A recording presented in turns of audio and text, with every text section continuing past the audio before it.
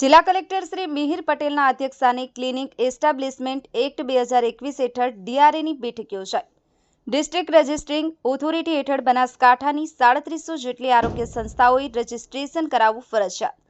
Clinical establishment act 2021 હેઠળ બનાસકાંઠા જિલ્લા collector Shri Mihir પટેલના અધ્યક્ષસ્થાને કલેક્ટર કચેરી પાલનપુર ખાતે ડિસ્ટ્રિક્ટ રજિસ્ટ્રિંગ ઓથોરિટી ડીઆરએની બેઠક યોજાઈ હતી। બનાસકાંઠા જિલ્લામાં આશરે 3700 જેટલી સરકારી અને ખાનગી આરોગ્ય સંસ્થાઓએ આગામી તારીખ 12/9/2025 પહેલા અચૂક રજિસ્ટ્રેશન કરાવવાનું થાય છે, જેમાં અત્યાર સુધી 1364 સરકારી અને ખાનગી આરોગ્ય સંસ્થાઓએ પોતાનું રજિસ્ટ્રેશન કરાવેલ છે। આ એક્ટ હેઠળ જાહેર હિતાર્થે અને જાહેર જનતા સારું હોય સરકારશ્રી તરફથી આ એક્ટ હેઠળ રજિસ્ટ્રેશન કરાવવું ફરજિયાત છે।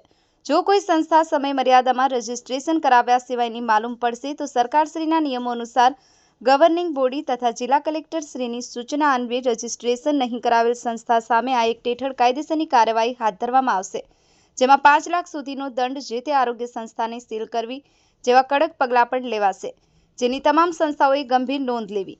આ બેઠકમાં મેમ્બર સેક્રેટરી ડોક્ટર નયન ડી સ્વામિનારાયણ તથા ડીઆરએ કમિટીના અન્ય સભ્યશ્રીઓ હાજર રહ્યા હતા। Bureau report Iqbal Memon, the news of Gujarat, Banaskantha.